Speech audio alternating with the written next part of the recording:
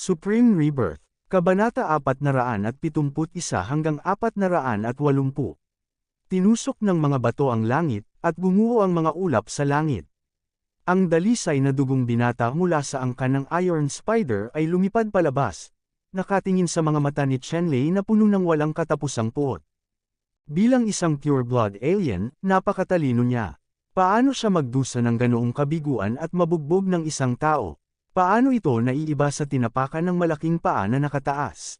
Sa oras na ito, sa loob ng ligtas na lugar ng Thunder Clan, ang mga matatanda ng Thunder Clan, pati na rin ang mga matatanda sa antas ng Wazen mula sa iba pang mga banal na lugar, ay natigilan din. Gaano kalakas ang lahi ng pure-blood alien, alam na alam nilang lahat, hindi ba nila nakitang natalo lahat ang mga hanyong disipulo ng iba't ibang lahi nila? Pero itong si Chenlei, ang pure-blood alien genius na talagang tinalo siya na parang apo, palaging may pakiramdam na hindi masyadong totoo. Umuungol. Ang dalisay na dugong alien na kabataan ng Iron Spider Clan ay umungal, at ibinuka ang kanyang bibig ng isang higanting lambat na nagniningning ng metal na kinang, na bumalot kay Chenlei ng mabangis. Kasabay nito, ang purong dugong alien na batang ito ay puno ng dugo, at isang malaking bakal na gagamba ang lumabas sa kanyang dugo. Siya ay kasing laki ng bundok, parang demonyong Diyos, puno ng kamahalan, at ang kanyang mga mata ay malamig at malupit. Ang malaking demonyong gagamba na lumitaw sa liwanag ng dugo ay madilim ang kulay at natatakpan ng buhok ng gagamba na nagpapalabas ng malamig na liwanag. Ang bawat isa sa 8 paa ng gagamba ay parang bundok, na naglalabas ng nakakatakot na sindek. Atmosfera. Itinaas ni Chenlei ang kanyang daliri at hinati ng maliwanag na liwanag ng espada ang sapot ng gagamba na tumatakip sa kanya sa kalahati, at pagkatapos ay tiningnan niya ang malaking bakal na gagamba na lumitaw sa dugo ng may time na ekspresyon. Ang bakal na gagamba na ito ay dapat natatak ng ninuno ng gagamba na naiwan sa dugo ng mga nilalang na puro dugo, at hinding-hindi magagamit ng madali kung hindi magsisikap. Dahil, sa tuwing masisira ang tatak na ito, magdudulot ito ng malaking pasanin sa lahi na dayuhan na puro dugo, na kumonsumo sa potensyal nito sa buhay, at makakaapekto pa sa mga tagumpay sa hinaharap, sa malaking halaga. At ang lalaking walang dugo na ito ng Iron Spider Clan ay halatang pinahirapan ni Chenlei, desperado na sirain ang mga bakas ng dugo sa katawan, at ipatawag ang ninuno ng gagamba, kahit na naapektuhan nito ang kanyang mga tagumpay sa hinaharap. Gustong patayin si Chenlei para ipaghiganti ang paghihiganting ito. Ang ninuno ng gagamba na ito ng Iron Spider Clan ay may malamig at walang patawad na titig, at umungal siya sa hangin, dahilan upang gamulong ang mga ulap at ambon sa hangin at manginig ang kalangitan. Ito, sa ligtas na lugar, si Elder Lei at ilang Wuzun ay mukhang solemna, at nabighani sa hininga na nagmumula sa tatak ng Spider Ancestor. Ang tatak ng ninuno ng Spider, kahit na ipinadala lamang sa ligtas na lugar sa pamamagitan ng tansong salamin, ay nagpapalabas pa rin ng napakalakas na kapangyarihan, na nagpapidama sa mga tao ng dawa ng digmaan. Ang ganitong uri ng kamahalan, maging ang mga powerhouse na ito sa antas ng Wazen ay nararamdaman ang pressure. Sa oras na ito, sunod-sunod na mga figure ang lumitaw mula sa buong paligid, nanunood ng labanan. Kasama sa mga figure na ito ang ilang martial arts masters mula sa mga dayuhang lahi, at 5 iba pang mga kabataang puro dugo. Ngayon, ang 5 pure-blood alien na kabataang ito, tulad ng mga pure-blood alien na kabataan ng Himo Electric Clan, Blue Fire Clan, at Moyu Clan, ay natalo ang kanilang mga kalaban at naramdaman ang siglang pagkabigla sa lugar na ito lahat ng direksyon, para lang makita ang view na ito. At ang pinakamalakas sa mga lahi ng dayuhan, isa-isa, ay nagligtas sa henyong kabataan mula sa ilalim ng kanilang mga ilong ng mga makapangyarihang tao. Masasabing ilang sampal ang ginawa nila. Masasabing napahiya sila at walang paraan para manatili sa itaas, pag-amin ni Shuai sa harap niya.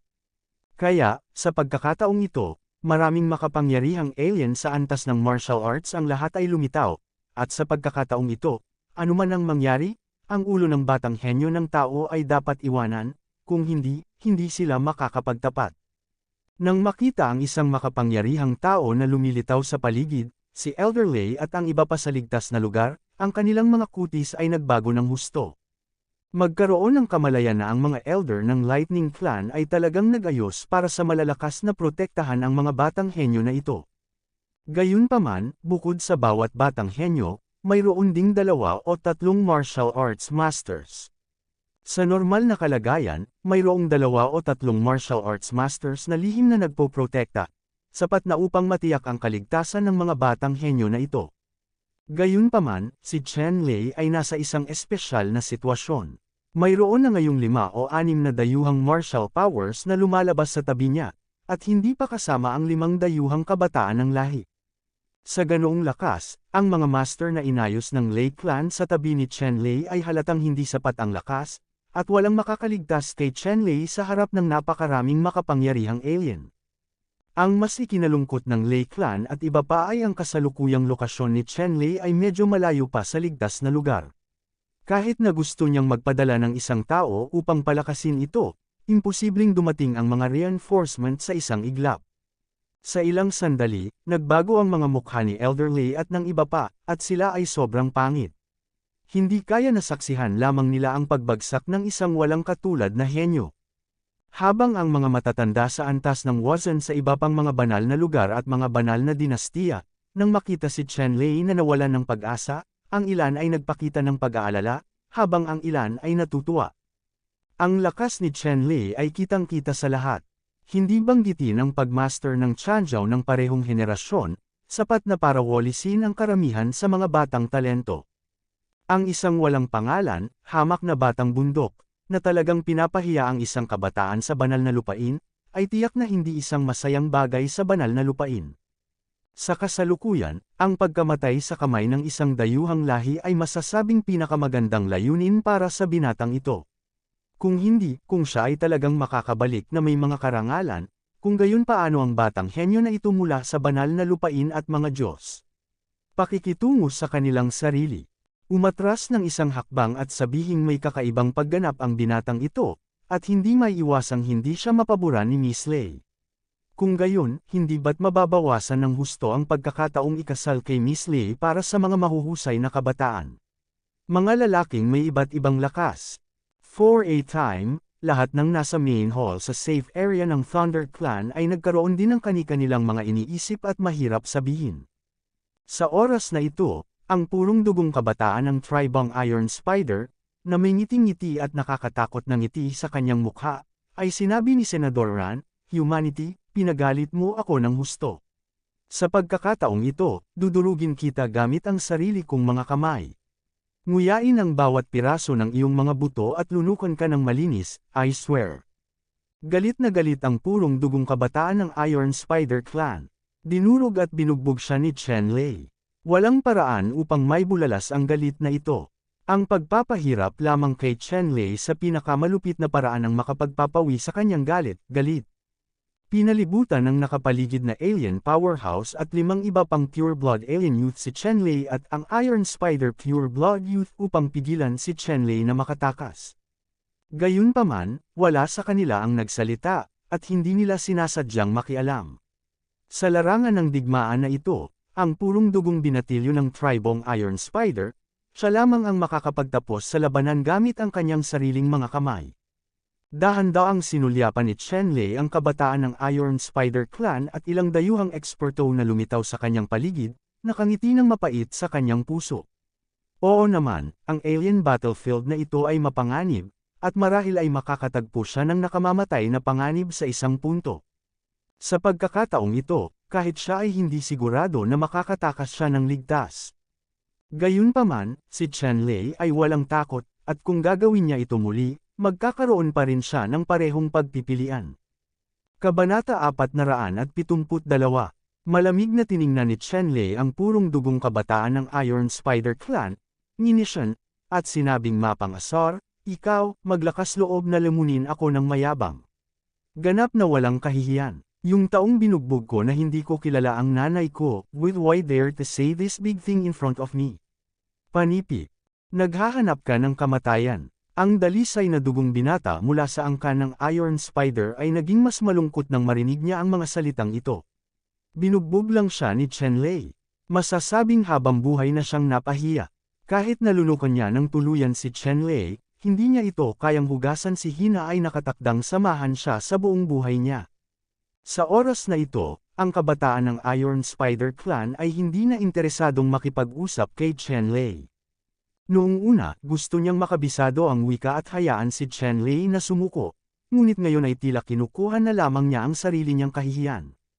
Sa pag-iisip nito, umungal ang puro dugong kabataan ng Iron Spider Clan, direktang sinisira ang tatak ng ninuno ng gagamba sa linya ng dugo, at inatake si Chen-Lei upang patayin si Chen-Lei sa isang iglap para ilabas ang kanyang galit.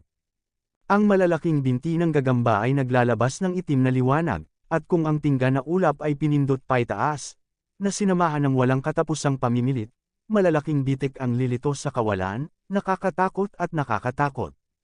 Sa ibaba, ilang malalaking bundok ang direktang nadurog ng itim na liwanag at naging pinong alikabok.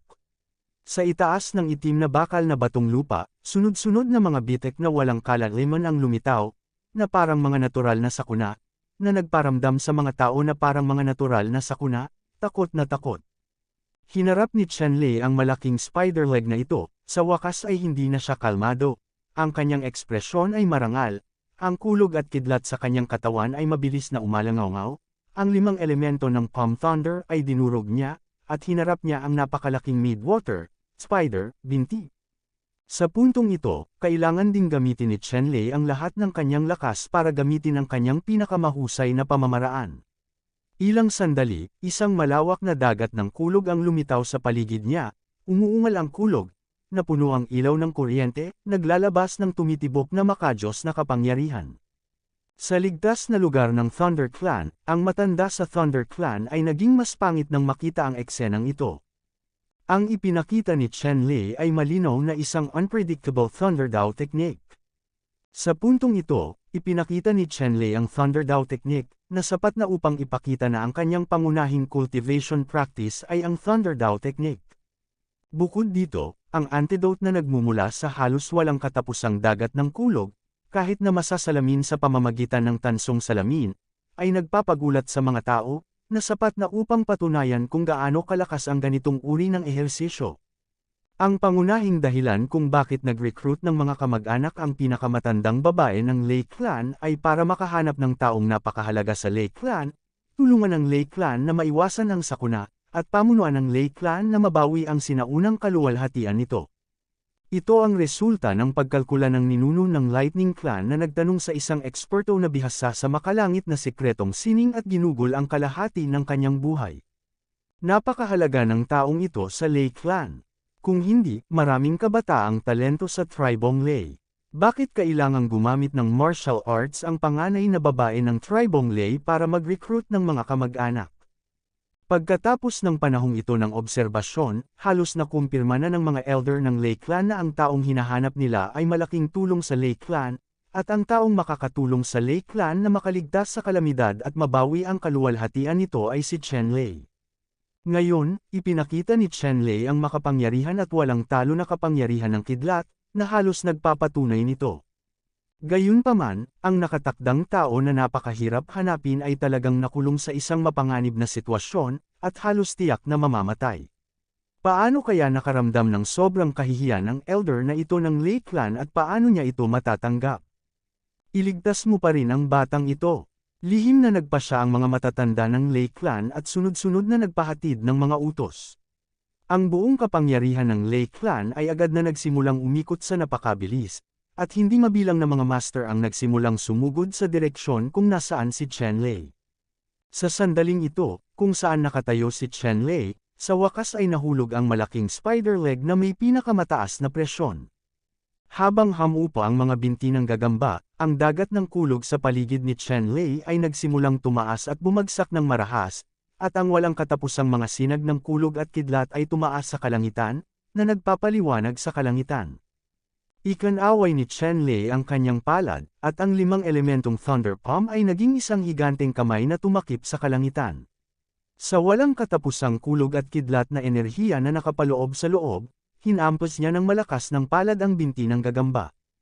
Ang walang katapusang banal na liwanag ay tumaas sa kalangitan, ang itim na liwanag ay bumagsak, ang electric light na pumutok sa kalangitan, at ang mabangis na paghaharap.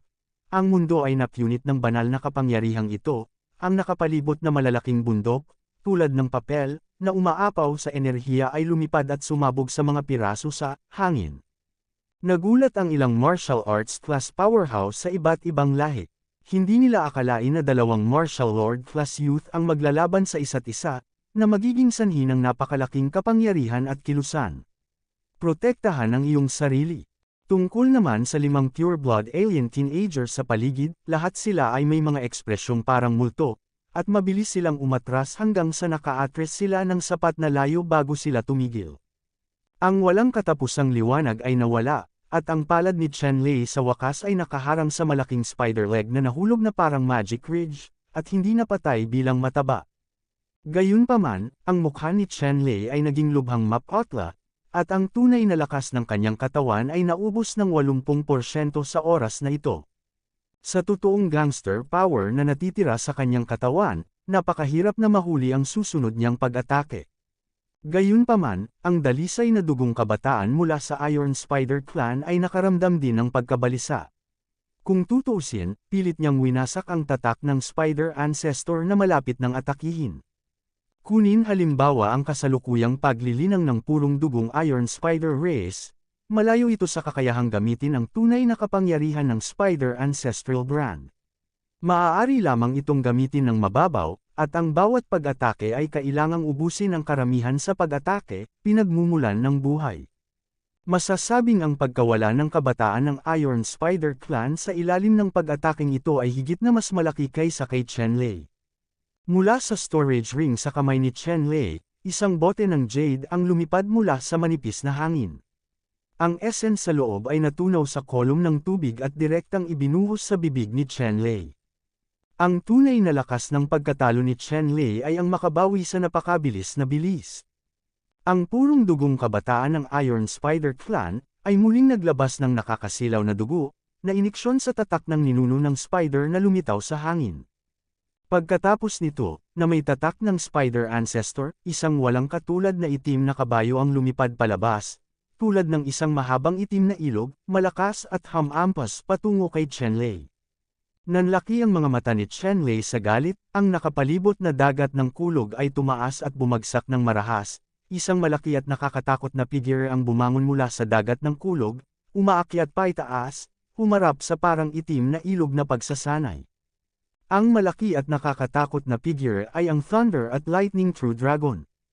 Sa sandaling ito, malinaw na nakikita ang tunay na kulog at kidlat na kaliskis ng dragon na binago ng kulog at kidlat ng tunay na dragon, naglalabas ng malamig na liwanag na parang metal, at ang katawan nito ay napakalaki, puno ng walang katapusang enerhiya ng kulog.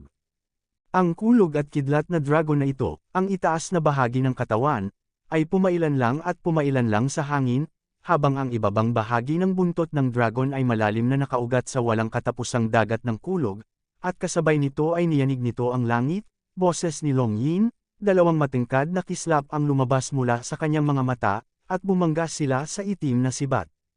Sa pagitan ng langit at lupa, nagkaroon ng malakas na tunog tulad ng isang banal na tambol, ang lupa ay nag-crack at yumanig, nagbitak ng sunod-sunod na walang kalaliman na mga bitik, sunod-sunod na nagniningas na pulang magma ang umaagos mula sa mga bitik, tuwid mayroon ng 10,000 metro sa kalangitan. Kabanata 473. Ang totoong kulog at kidlat na dragon ay bumangga sa itim na pupi na tatak ng ninuno ng gagamba, at biglang nagbago ang kulay ng hangin at ulap, yumanig ang langit at lupa, at hindi mabilang na mga sinag ng liwanag ang bumaril sa kalangitan. Inalog-alog ni Chen-Lei ang kanyang katawan, namutla ang kanyang mukha, at ang realisasyon ng True Dragon Art of Thunder and Lightning ay agad na nagkapira-piraso, naiwan lamang ang kalahati ng buntot ng dragon na nakaugat sa Thunder Sea sa paligid niya. Ang nakapalibot na dagat ng kulog ay naging kawalan din sa isang iglap, halos maglaho. Gayunpaman, kahit na si Chen-Lei ay malubhang nasugatan, mas mahirap para sa dalisay na dugong binatilyo ng tribong Iron Spider na labanan. Dahil sa banggaan ng magkabilang panig, nanlabo ang mata ng binatilyong Iron Spider. Ganito talaga, ang isang suntok ay makakaubos ng napakaraming kabataan ng Iron Spider Clan. Hindi nagatubili si Chen-Lei, at uminom ng isa pang bote ng Lingyuan liquid, at ang nawalang essence sa kanyang katawan ay naibalik tulad ng dati. Si Chenlei ay mayroong maraming likidong spirit essence sa kanyang mga kamay, sapat na upang suportahan siya hanggang sa huli, ngunit ang dalisay na dugong binatilyo ng Iron Spider Clan ay nasa lalong masamang sitwasyon. Pagkatapos ng lahat, upang sirain ang tatak ng Ancestral Spider, isang pureblood Iron Spider Youth ang kailangan para ubusin ang potensyal nito sa buhay. Ang potensyal sa buhay na ito ay mahirap mabawi sa pamamagitan ng paglilinang, at anumang pagkawala ay magdudulot ng napakalaking pinsala sa sarili nito. Sa orihinal, halos hindi masira ng mga kabataang purong dugo ng Iron Spider ang tatak ng Spider Ancestor. Halos maduraj niya si Chenlei sa isang galaw, ngunit hindi niya naisip ang pagiging matigas ni Chenlei. Dalawang magkasunod na bagsak niya. Kailan naglunsad ng mga pag-atake ang Spider Ancestral Brand, wala sa mga ito ang nagdulot ng nakamamatay na pinsala kay Chenlei. Sa ganoong sitwasyon, ang mga kabataang puro dugo mula sa Iron Spider Clan ay hindi na nakaligtas. Ahem, ang purong dugong Iron Spider na kabataan na umubo ng maraming itim na dugo at bumagsak sa lupa, na bumubuo ng lawa ng dugo, ay nakakagulat. Ang mga mata ng kabataang bakal na angka ng gagamba na nawala ang kanilang nakasisilaw na ningning, na may itim na dugo na bumulwak, nabawi nila ang kanilang sigla, maliksi at makapangyarihan, nagpapaputok ng malamig na liwanag, at ang hininga sa kanyang katawan ay muling pumailan lang. Napakaganda na maaari mo akong itulak sa puntong ito, ngunit sa pagkakataong ito ay namatay ka. Ang puro dugong kabataan ng Iron Spider ay umubo ng dugo, habang nakatingin kay Chenlei na may malamig na mga mata, sabi sa malamig na boses. Sa sandaling ito, itong walang dugong kabataan ng Iron Spider Clan, ang dugong umaagos sa kanyang katawan, ay agad na lumubog sa Spider Ancestral Brand sa hangin, na ginagawang masiksik at mapilit ang Spider Ancestral Brand sa hangin, pati na rin ang higit pa, Marengel. Hindi, ang bakal na gamo-gamo ay magtatrabaho ng husto. Isang martial arts class alien powerhouse ang biglang bumulalas. Ang alien powerhouse na ito sa antas ng Wazan, na may napakatalino na paningin, ay alam na ang dalisay na kabataang ito ng Iron Spider Clan ay talagang nagsimulang sunugin ang kanyang sigla sa lahat ng paraan upang sirain ang tatak ng Spider Ancestor. Sa ilalim ng ganoong mga kalagayan, kahit na ang dalisay na binata mula sa Iron Spider Clan ay maaaring patayin si Chenlei, tiyak na hindi siya mabubuhay. Gamitin ang buhay ng isang pure-blood genius mula sa sariling angkan upang palitan ang buhay ng sangkatauhan. Kahit sinong dayuhan ng malakas, hinding-hindi siya papayag. Dapat mong malaman na tiyak na mahirap para sa isang purong dayuhan na lahi na lumitaw sa libu-libong tao sa mga dayuhang lahi. Ang bawat isa ay mas bihira at mas mahalaga kaysa sa isang pambansang kayamanan. Walang aksidente ang pinapayagan. Ngayon, ang dalisay na kabataang ito ng Iron Spider Clan ay sabik na sabik, paanong magkakasundo ang ibang makapangyarihang dayuhan na nanunood ng labanan. Lalo na sa mga Wazan class na alien powerhouse sa paligid ng panunood ng labanan, mayroong mga Iron Spider Clan powerhouses. Ang kanyang katawan ay kasing taas ng isang bundok, at ang kanyang katawan ay natatakpan ng itim na buhok ng gagamba na nagpapalabas ng malamig na metal na liwanag, at ang kanyang mga mata ay kasing liwanag ni Zhu, pinaka nag-aalala tungkol sa sitwasyon sa larangan ng digmaan. Sa gitna ng larangan ng digmaan, isang purong dugo na bakal na gagamba na pinangalan ng Iron Borer ang ipinagmamalaki ng kanilang pamilyang bakal na gagamba. Kung sila ay lumaki sa hinaharap, ang kanilang mga tagumpay ay walang limitasyon. Sa loob ng 10,000 taon, ang bakal ng pamilya ng gagamba ay nagsilang lamang ng gayong dalisay na dugo, walang puwang para sa pagkawala. Sa makatuwid, ang dalubhasa sa antas ng Wazan ng Iron Spider Clan, na nakatingin sa bakal na uod sa kawalan ng pag-asa, ay nagpakawala ng mahinang ungol, at ang mga alon ay hamampas, na nakakagambala sa mga galaw ng bakal na uod at nakakagambala sa paraan ng bakal na uod sa pagsunog ng sigla nito. Telepono. Isang bug zone ng hangin ang lumipas, at ang dugo sa purong dugong kabataan ng Iron Spider Clan ay nawala, at ang tatak ng ninuno ng gagamba sa hangin ay nawala na lamang. Para naman sa binata mula sa Iron Spider Clan, sinunog niya ang kanyang sigla, kahit na siya ay napatay sa kritikal na sandali. Ang senior sa clan ay nag-ambala, ngunit nakatanggap pa rin ng backlash. With a plop, nahimatay siya on the spot. Nawala ng malay si Chen Lei nang makita ang purong dugong kabataan ng tribong Iron Spider, huminga siya ng malalim, at naglagay ng higit sa 100 pildores na panggamot sa kanyang bibig, kabilang ang mga para sa pagpapanumbalik ng enerhiya, at pagbawi ng may banal na kamalayan, dahil mahigit 100 pildores ang nalunok, tuluyang nanimbalik ang kanyang lakas. Alam ni Chen Lei na may mga mahihirap pang laban na dapat labanan, kaya hindi siya nag-aksaya ng oras. Sa sandaling ito, bumagsak sa harap ni Chen Lei ang puro dugong kabataan ng Iron Spider Clan. Gayunpaman, sa kasalukuyang sitwasyon, walang paraan si Chen Lei para patayin ang batang Iron Spider Clan. Gayunpaman, medyo kakaunti ang mga tao sa paligid. Imposibleng magtagumpay siya sa Wazen-level alien race. Sa oras na ito, si Chen Lei ay napapalibutan ng ilang Wazen-level alien at 5 pure-blood alien. Itong mga Wazen-level alien at pure-blood alien, ang kanilang mga mata ay nagpakita ng matinding layuning pumatay. Halatang gusto niyang patayin si Chen Lei. Gayunpaman, sa harap ng ganoong desperado na sitwasyon, hindi pa rin nagpakita si Chen Lei ng kahit katiting na gulat, ngunit dahan daw ang tumingin sa mga alien sa paligid niya. Wow! Sa pagkakataong ito hindi ka na makakatakas gamit ang iyong mga pakpak, o kaya mo itong suluhin gamit ang iyong mga kamay. Isang alien martial arts class powerhouse ang humiling kay Chen Lei na sumuko. Pagkatapos ng lahat, kung ang isang tao na henyo tulad ni Chen Lei ay mabibihag ng buhay, ito ay magiging isang malaking dagok sa sangkatauhan.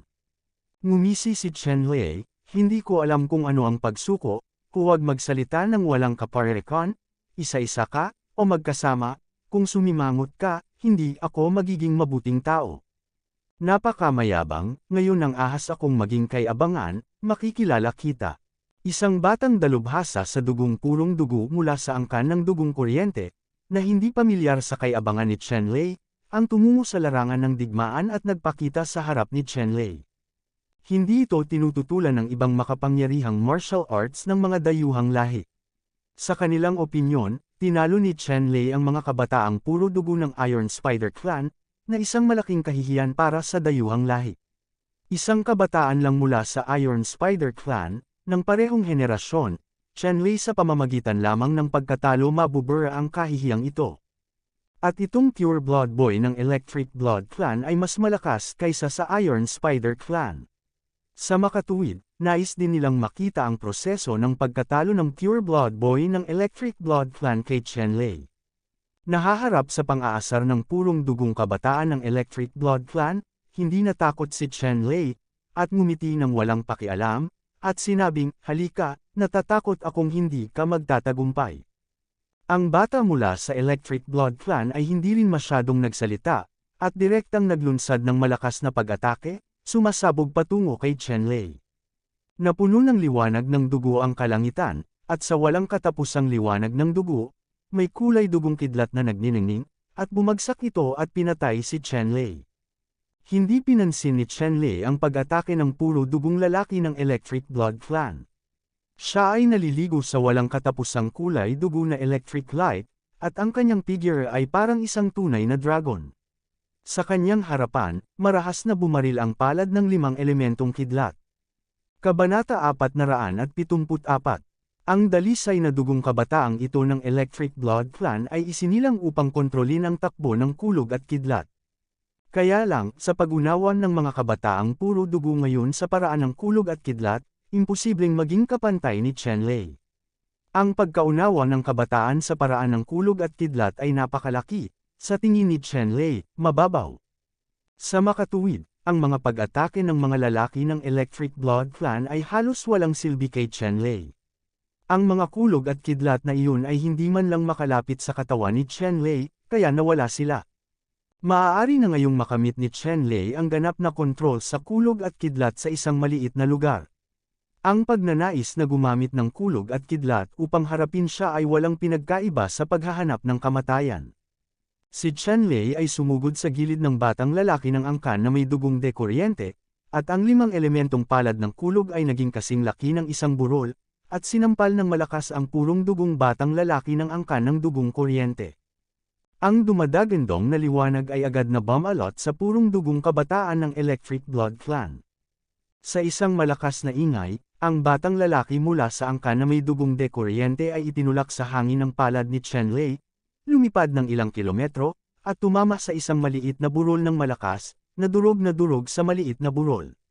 Sa bug zone ng hangin, natabunan ng itim na usok ang Electric Blood Yam, at ang kanyang pulang buhok ay sumabog na parang manukan. Nang may pinaso ang mukha, mabilis siyang lumabas sa tumpok ng mga bato at lumipad patungo kay Chenlei. Sa sandaling ito, itong binata, nasaan na ang evil charm ni Leng Jun kanina, kung gaano kaiya at kahihiyan. Hindi inaasahan ng bata mula sa Electric Blood Clan na siya ay magdorones ng ganoong kalaking kawalan sa sandaling maglaro laban sa kanya. Ang ibang martial arts masters ng mga dayuhang lahi ay natulala. Halos walisin ng mga pure blood boys ng Electric Blood Race ang nakababatang henerasyon. Sila ang nasa tuktok ng nakababatang henerasyon ng dayuhang lahi. Binaril sila ni Chenlei, kung sinabi ito, parang fairy tale, walang maniniwala. Sa sandaling ito, ang pure blood na batang ito ng Blood Electric Clan ay hindi na kasing kalmado gaya ng dati, at mukhang matangkad, ngunit medyo naging mahina ang loob, kasama ang kaunting galit sa galit. Anak, ginalit mo ang aking Panginoon, isinusumpa kong paghiwalayin kita. Ang puro dugong lalaki ng Blood Electric Clan ay natapos ng magsalita, ang buong tao ay naging isang kulay dugo na electric light, ang kanyang figure ay napakabilis, tulad ng isang kidlat, nagmamadali patungo kay Chenlei, ang dugo electric na sibat sa kanyang ipinutok ng kamay ng ilang talampakan ang mahabang gilid ay duguan, matalim at hindi mapigilan, na tumusok sa lalamunan ni Chenlei. Ang mga paa ni Chenlei ay pinagsalikop ng mga dekuryenteng ilaw, at nagsimula rin siya ng kidlat. Ang kanyang buong figure ay naging ilusyon at malabo, at ang kanyang bilis ay mas mabilis o mas mabagal lamang kaysa sa mga kabataang puro dugo ng angkan na may dugo, at kinuha niya, ilabas ang panukat na ruler sa kanyang kamay. Matapang nabatiin ng dalisay na kabataang ito ng Electric Blood Clan. Si Chenlei at itong pure-blooded young expert ng Blood and Electricity Clan, napakabilis ng takbo ng dalawa na hindi nila maabyutan ng mata ang anino ng dalawa. Sa maikling panahon, pareho silang nagkaroon ng 1,000 galaw para labanan ang isa't isa. Nagkaroon ng isa pang malakas na ingay, at isang figure ang biglang lumipad ng paalang, umiikot palabas. Maingat na tiningnan ng lahat, at natuklasan na ang figurang lumilipad ng paalang ay isang kabataang puro dugo mula sa angkan ng dugong kuryente. Matapos makipaglaban kay Chenlei, ang kabataang ito na puro dugo ay nahuli ni Chenlei. Sa baywang nitong dalisay na dugong kabataan ay isang tagapamahala. Lumipad siya palabas.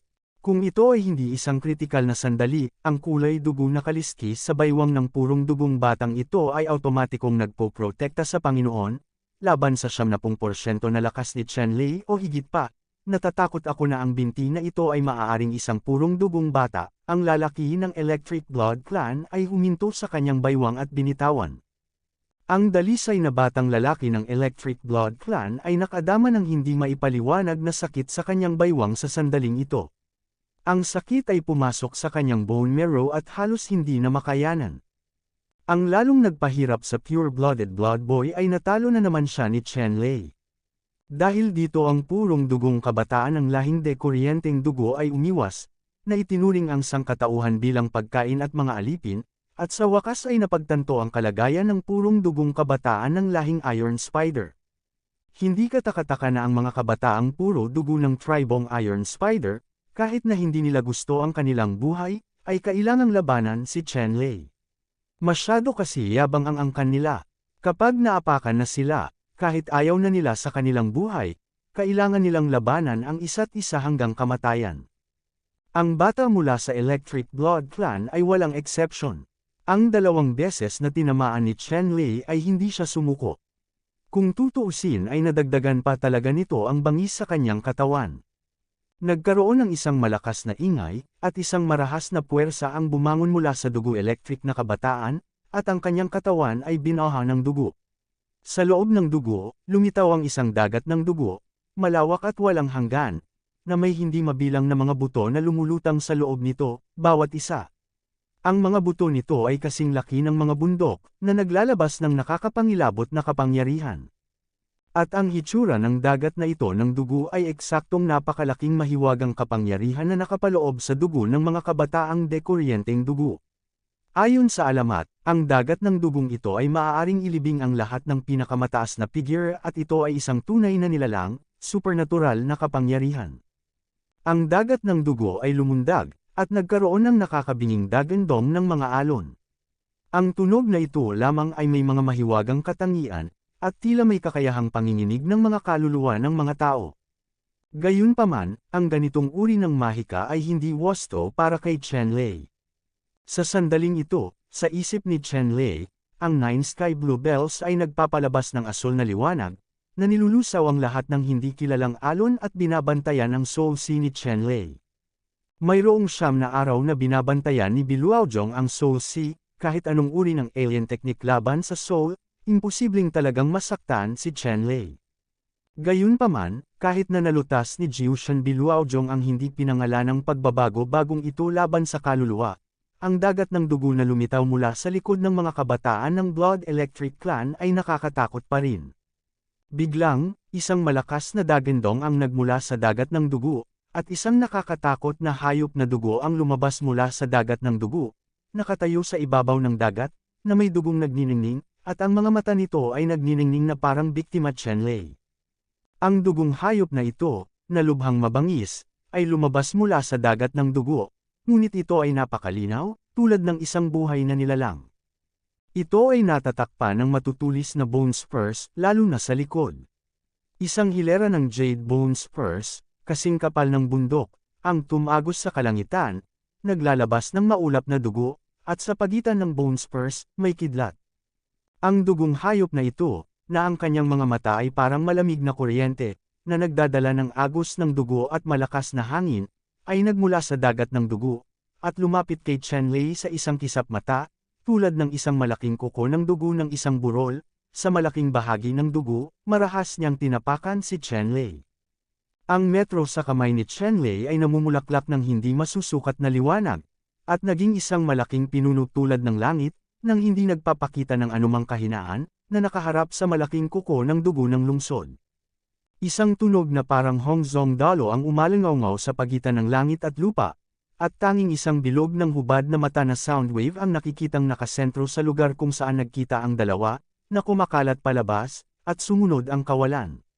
Ang patuloy na pagtaas-baba, saan man dumaan ang mga sound wave, lahat ay maalikabok. Ang lupa kung saan nakatayo si Chen Lei, na nakasentro kay Chen Lei, ay agad na lumitaw ng maraming mga bitak na parang sambad, na kumakalat patungo sa paligid, na may radius na daan-daang kilometro. At ang mga kuko ng hayop ay direktang sumabog sa isang ulap ng dugo sa hangin, at sunod-sunod na nahulog. Kabanata 475.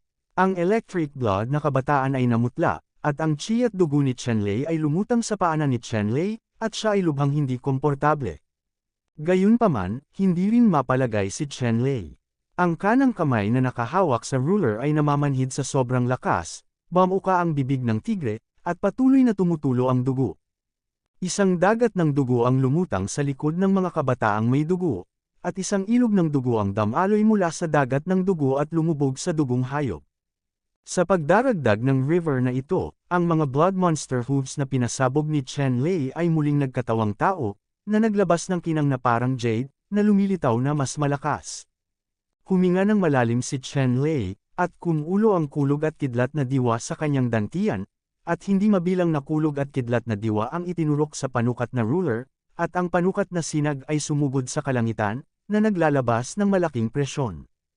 Ang hayop na may dugo ay umungal, tila kaya niyang umungol sa mga bundok at mga ilog, at muling sumugod patungo kay Chen Lei, at sinalubong ni Chen Lei ang hayop na may dugo. Ang pinuno ng langit sa kanyang kamay ay namumulaklak ng hindi masusukat na liwanag, at siya ay nakipaglaban ng husto sa dugo, hayop, magkasama ang parehong.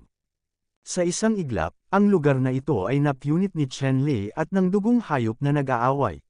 Mabangis na naglaban ang magkabilang panig, at damanak ang malaking dami ng dugo sa hangin, na sinamahan ng dagandong ng mga dugong hayop.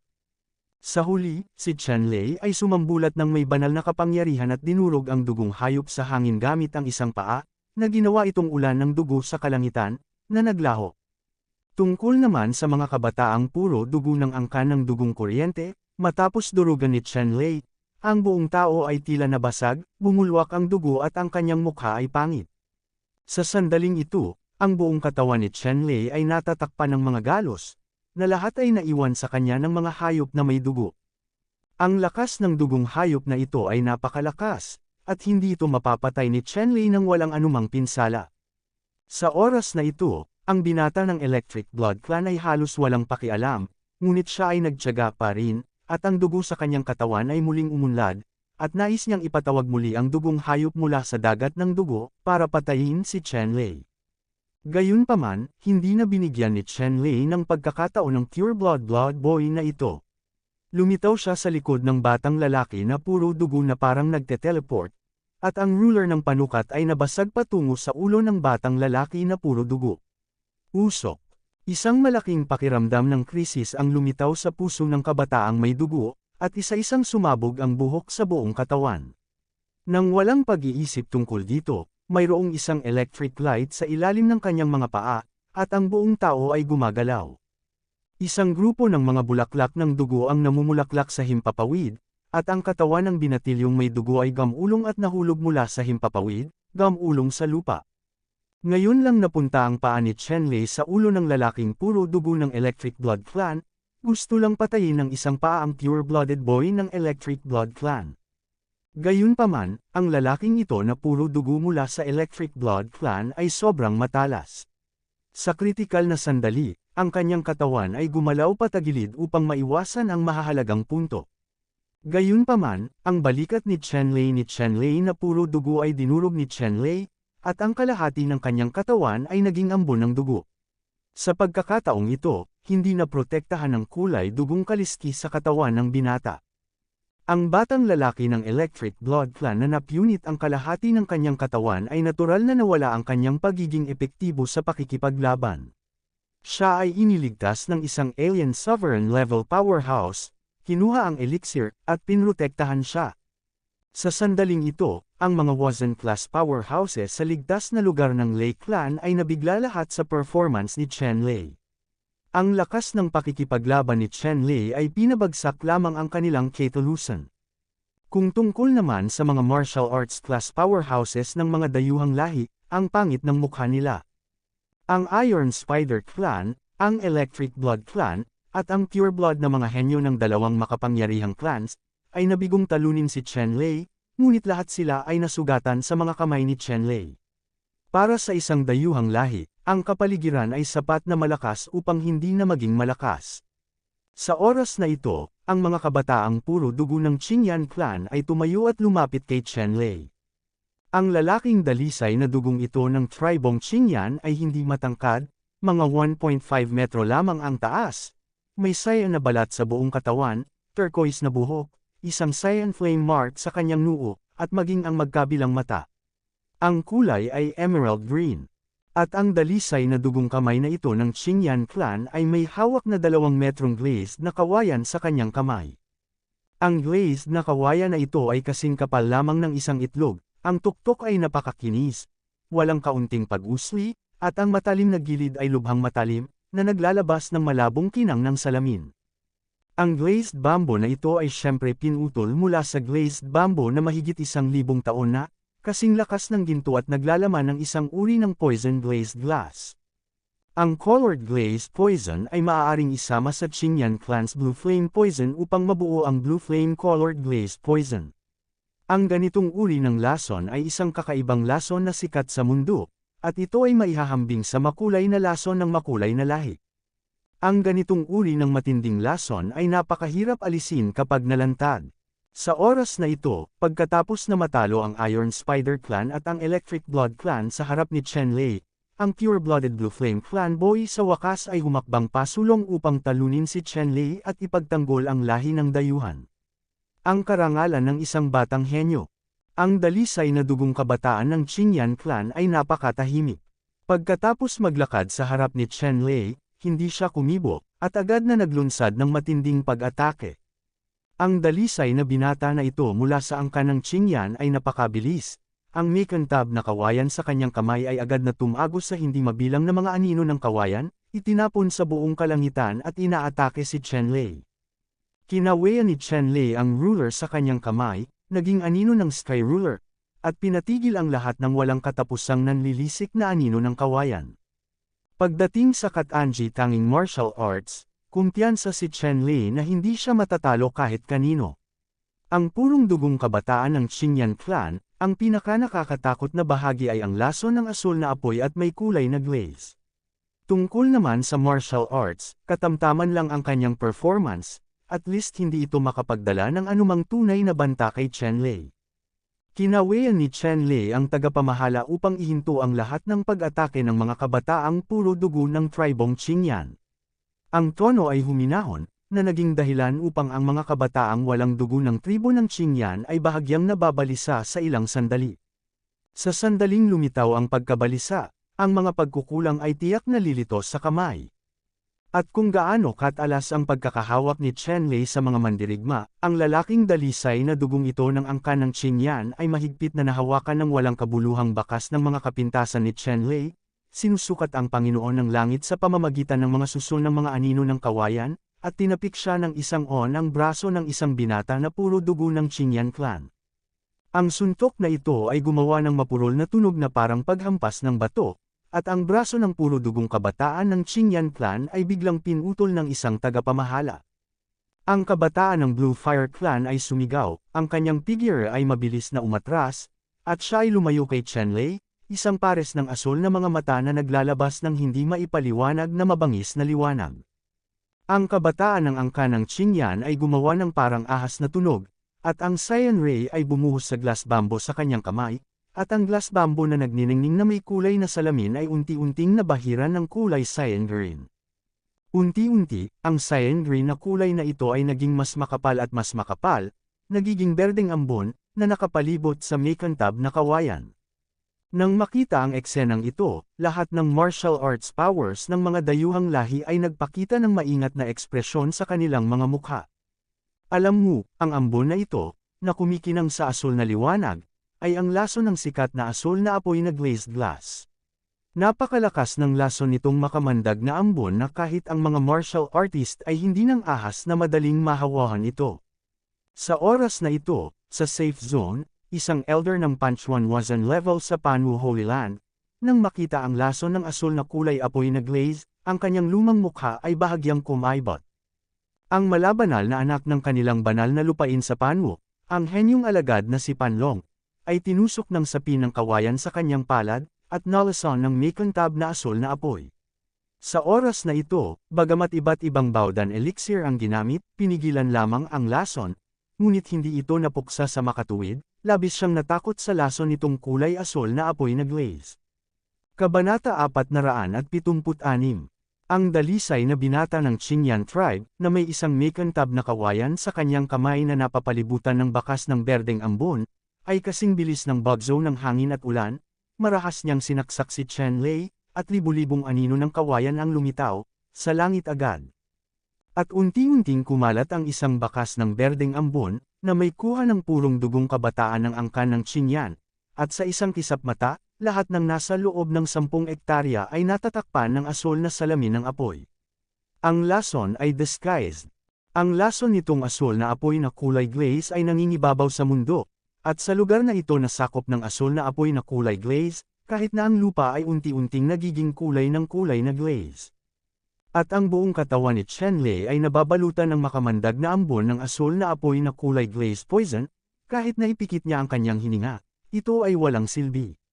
Hanggat ang kulay asul na apoy na glaze poison ay nakakakuha sa kanyang balat, ito ay gagawin. Ang epekto, sumalakay sa kanyang katawan. Kahit na ginamit ni Chen-Lei ang kapangyarihan ng tunay na gang upang bumuo ng isang proteksyon na gang, hindi niya maihiwalay ang asul na apoy na lason sa salamin. Kumakalat ang kulay asul na apoy na glaze poison at mahirap ipagtanggol. Ito ang pinaka-nakakatakot na lugar ng kulay asul na apoy na glaze. Gayunpaman, ang lason ng blue flame-colored glaze ay parang isang salot sa iba, ngunit para kay Chen-Lei, ito ay walang silbi. Sa oras na ito, nakalunok si Chen Lei ng purong Yang Ice Heart Feel. Maraming taon na ang nakalilipas nang sundan ni Chen Lei ang nakatatandang Xuan Chansong at iba pa sa alien battlefield upang maranasan, minsan ay nakatagpo niya ang dayuhang kaaway ng tribong Qingyan. Noong panahong iyon, si Fang Kangyo ay nasugatan ng kaaway ng tribong Qingyan at tinamaan ni Qingyan Liuli. Ang lason. Noong panahong iyon, si Chen Lei ang personal na nagpino ng Pure Ice Heart Feel, na nagresolba sa katawan ni Fang Kangyo mula sa asul na fire glass poison at nagligtas sa buhay ni Fang Kangyo. At ang purong Sun Ice Heart Peel na ito ay ang nemesis at antidote sa lason ng Blue Flame Colored Glaze. Iniwan ni Chen Lei ang ilang Pure Yang Bingzin Peel sa Blood Mod City noon, at iniwan din niya ang ilan sa sarili niyang mga kamay. Sa makatuwid, ang lason ng kulay asul na apoy na glaze ay walang epekto kay Chen Lei. Natapakan ni Chen Lei ang mga hakbang ng kidlat, at ang kanyang katawan ay napakabilis na parang kidlat. Nakaharap sa kalangitan na puno ng makantab na mga anino ng kawayan, direktang nilapitan niya ang puro dugong kabataan ng angkan ng Qingyan, inilatag ang Sky Ruler sa kanyang kamay at direktang tinamaan si Qingyan ng dalisay na dugong kabataan ng Qingyan clan. Ang asul na headband na isinusuot sa ulo nitong puro dugong binata ng Blue Flame Clan ay agad na sumabog sa walang hanggan na asul na liwanag, na hamarang sa mga paa ni Chen Lei. Gayunpaman, ang lakas ng isang paa ni Chen Lei ay talagang masyadong malupit, ang dalawang kulay na singsing sa ulo ay agad na bumukas, at si Yue ay sumugod sa noo ng mga kabataang puro dugo ng angkan ng Qingyan. Ang puro dugong kabataan ng Qingyan Clan ay tinamaan ng matinding suntok na ito, at ang kanyang noo ay damyugo sa isang iglap. Ang buong tao ay nawala ng malay sa unang pagkakataon, lumipad mula sa Qingyan Layered Glass Miasma, at nahulog ng husto sa paanan ng alien na si Wu Zun. Ang buhay at kamatayan ay hindi alam. Si Wu Zun ng lahi ng dayuhan ay galit na galit at tumingin kay Chen Lei na may malungkot na tingin sa kanyang mga mata. Talagang tinalo ng isang tribal teenager ang tatlong pure blood henyo mula sa isang dayuhang lahi ng sunod-sunod. Magkaroon ng kamalayan na ang bawat dalisay na henyo sa mga lahi ng dayuhan ay napakatalino, at tatawaging pinakamataas na powerhouse na igagalang bilang isang ninuno sa hinaharap, ngunit siya ay natalo ng mga kabataang sangkatauhan ng sunod-sunod. Para sa isang dayuhang lahi, ito ay talagang isang kahihiyan. Pangit din ang itsura ng tatlo pang pure-blood henyo. Dapat mong malaman na ang mga pure-blooded henyo na ito ay karaniwang tumatangkad at hindi kinukuha ang sangkatauhan sa kanilang mga mata. Gayunpaman, si Chen Lei sa kanilang harapan ay talagang nawala ng tatlo sa kanilang magkakasunod na kasama, na naging dahilan upang hindi sila makayanan. Sa ilang sandali, ang natitirang tatlong alien na henyo ay susulong, at gusto nilang labanan muli si Chen Lei upang maibalik ang kanilang mukha. Biglang huminga ng malalim ang martial arts class powerhouse, at sinabing, "Anak, napakalakas mo, pero sa pagkakataong ito, mahirap kang takasan." Ubus na ang pasensya nitong commander kaya hindi na kita paglaruan. Para hindi ka masyadong managinip sa gabi. Panipik. Ang martial arts class powerhouse na ito ay eksaktong powerhouse ng Silverwing Tribe. Sa kasalukuyan, may nakakatakot na ekspresyon sa kanyang gwapong mukha. Malinaw na natalo ni Chen Lei ang isang pure-blood genius mula sa isang dayuhang lahi, pagkatapos ng isa pa, at siya ay tuluyang nawala sa kanya, walang pasensya. Tiningnan ni Chen Lei ang mga powerhouse na ito sa antas ng Wuzhen, alam niyang dumating na ang pinakamahalagang oras. Gayunpaman, hindi pa rin natatakot si Chen Lei sa kapangyarihan ng klase ng martial arts ng dayuhan na lahi. Maubos man ang dugo sa kanyang katawan sa pagtatapos ng labanan, hindi siya susuko sa lahi ng dayuhan. Ang Silverwings, isang martial arts class powerhouse, ay natural na naramdaman ang determinasyon ni Chen Lei, at agad na bumantong hininga at sinabing, "Dahil ayaw mong sumuko, tutuperin ka ng Diyos." Pagkaraan, isang angkan na may pakpak na pilak, isang malakas na lalaki, na may pares ng mga pakpak na pilak na nakatikip sa kalangitan, nagniningning ng bilyon-bilyong pilak na liwanag, na direktang hamampas kay Chen Lei. Naramdaman lamang ni Chen Lei ang malakas na hangin na umiihip patungo sa kanyang mukha, isang malakas na puwersa na parang malalim na dagat, na imposibleng labanan. Kahit na sinubukan niya ang kanyang makakaya, ito ay magiging tulad pa rin ng isang grupo ng mga apoy sa isang marahas na bagyo. Sa pagharap sa mga alien powerhouse na ito sa antas ng Wazn, si Chenlei ay walang pagtutol. Dapat mong malaman na itong Wazn level alien powerhouse ay umabot na sa lakas ng ika-8 level na Wazn level, at ngayon ay kaya na niyang lumaban ng buong lakas. Paano nakaligtas si Chenlei? Kahit na si Chenlei ay may hindi mabilang na dayuhang kayamanan sa kanyang mga kamay, sa harap ng ganap na lakas, ang kapangyarihan ng mga dayuhang kayamanan na ito ay hindi sapat upang mapaglabanan ang mga pag-atake ng mga Marshall-class powerhouse na ito. Sa ilalim ng pambobomba ng Silverwing Clan, ang mundo ay halos mapunit. Ang itim na hangin ay bumuo ng isang malaking buhawi, na agad na lumubog kay Chenlei at dumurog kay Chenlei sa laman. Biglang nabasag ng isang fist light ang isang malaking buhawi, at pagkatapos, sa bilis ng kidlat, ang napakalaking fist light na ito ay sumabog patungo sa Silverwing Clan, isang martial arts class powerhouse. Silverwing Clan, martial arts class powerhouse, ang kanyang puso ay nanginginig, at isang nakamamatay na panganib ang lumitaw mula sa kaibuturan ng kanyang puso. Bago niya ito naisip, ang dalawang malalaking pakpak na pilak ay agad na nagsanib na parang isang malaking kalasag na pilak na hamarang sa kanyang harapan. Sa sandaling ito, ang mga pakpak na pilak ay nasusunog na may mga apoy na pilak, at ang mga natatanging pattern sa bawat pilak na balahibo ay kumikinang. Ang suntok ay tumama sa mga pakpak ng Silverwing Clan, na natatakpan na parang isang kalasag. Tanging silver light ang kumikislap, at hindi mabilang na pilak na balahibo ang lumipad. Ang makapangyarihang mga pakpak ng angkan na may pakpak na pilak ito ay natangay, sumabog ang isang malaking dami ng ambon ng dugo, at ang pisikal na katawan ay lalong hindi nakayanan ang lakas ng suntok, at ang malalaking butas ng dugo sa harap at likod ay lumitaw sa katawan.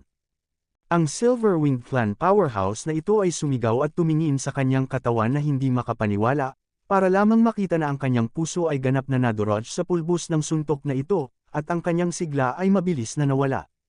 Paano nangyari ito? Dahil sa hindi inaasahang pagbabago, nagulat at nagmamadaling pinalibutan sila ng ilang Wazn-level powerhouse sa paligid nila. Isa-isa ring nagbago ang mga malalakas na tao sa safe area ng Thunder Clan. Anong nangyari?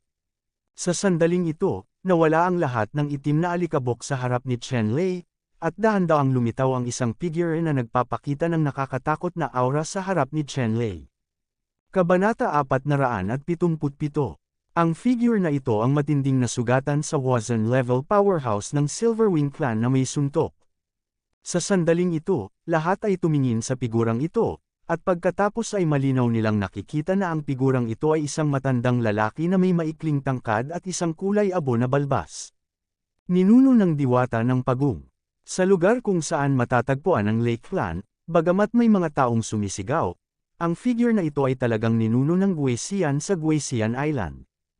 Alam ng ninuno ni Guesian, bilang isang anghel ng kulungan ng Xuanming, ang kanyang pagkakakilanlan at nakita siya sa maraming lahi ng tao. Sa makatuwid, nakilala ng maraming tao ang figure na ito sa isang sulyap. Iyon ang ninuno ni Guesian. Gayunpaman, hindi kilala ng mga dayuhang powerhouse na iyon sa antas ng Wazn ang mga ninuno ng Guesian, at mararamdaman lamang nila ang sobrang nakakatakot na aura wave mula sa ninuno ng Guesian. Ang natitirang ilang martial arts masters ng iba't ibang lahi ay kakilakilabot na pumatay ng paisa-isa, kung saan sila matatakot sa ninuno ng Guesian, bawat isa sa kanila ay nagpakita ng malakas na hangarin sa pagpatay, at sumugod patungo sa ninuno ng Guesian. Nagpakita ng hindi nakakapinsalang ngiti si Guesian ancestor, hindi umatras ngunit umaban, naging puting liwanag, binati ang 5 o 6 na mga powerhouse sa antas ng Wazn, at agad na lumaban bilang isang bola. Ang mga paa ni Chenlei ay naging mga ilaw ng kuryente, malayo sa lugar na ito ng labanan. Ang resulta ng labanang ito sa pagitan ng mga powerhouse sa antas ng Wazn ay may kapangyarihang sirain ang mundo. Sa kasalukuyang lakas ni Chenlei, mahirap labanan ang puwersang ito, kaya kailangan niyang iwasan ito sa malayo. Sabay na tayo. Sa oras na ito, nakita ng iba pang 3 pure-blood genius na kabataan ng lahi ng dayuhan na ilang nakatatanda sa karera ang nasagasaan ng isang malakas na lalaki na biglang sumulpot.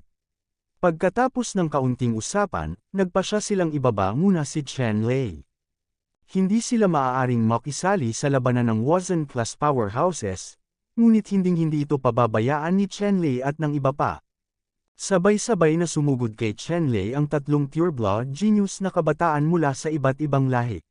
Sa sandaling ito, ang gusto lang nila ay patayin si Chenlei, kaya isinantabi din nila ang kanilang pagmamataas at nakiisa, sa halip na isipin muli si Chenlei ang ideya na gawin ito sa kanilang sarili. Hinarap ni Chenlei ang tatlong dayuhan na puro dugo na nagtapon, ngunit bigla ding napatay. Ang tatlong kabataang ito ay purong dugo, ang isa ay ang apat na armadong kabataan, ang isa ay ang tatlong mata na purong dugong kabataan, at ang isa ay ang banal na anino na kabataan. Ang tatlong kabataang lalaki ay nagsanib puwersa, at ang kanilang lakas ay hindi mas mahina kaysa sa Wazen-class powerhouse. Hinaranggan nila ang isang piraso ng langit, binalot si Chenlei, at gustong patayin si Chenlei. Nang makita ni Chenlei ang tatlong dugong dayuhan na nagsanib puwersa para pumatay, isang malamig na ngiti ang lumitaw sa kanyang mukha, at lumabas ang hangarin sa pagpatay sa ilalim ng kanyang mga mata. Sa aking opinyon, si Chenlei ay isang malambot na persimmon.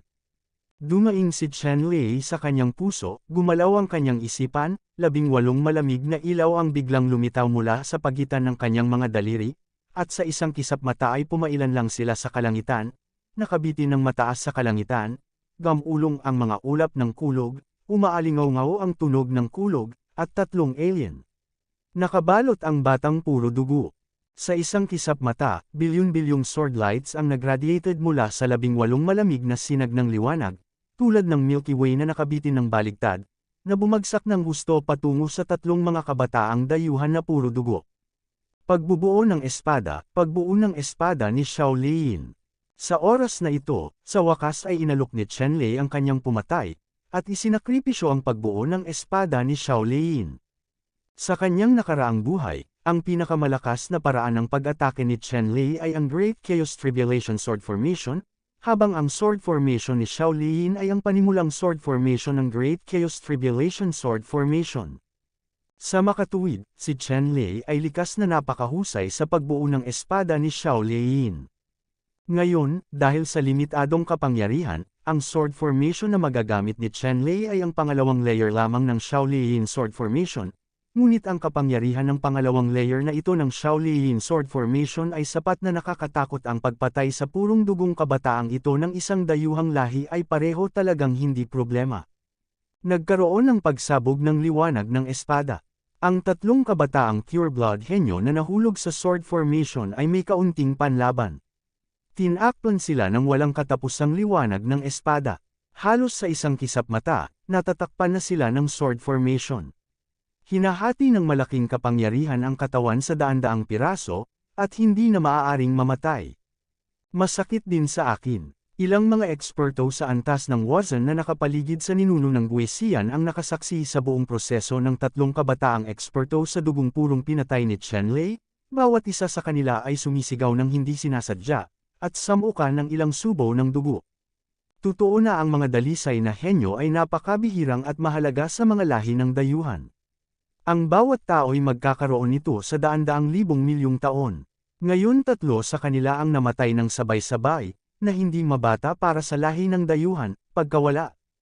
Natanggap ni Chenlei ang sword formation, at may dagdag na bote ng jade sa kanyang kamay, at isang maliwanag na liwanag ang lumipad, inilagay ang lahat ng mga fragment ng bangkay sa lupa sa bote ng jade.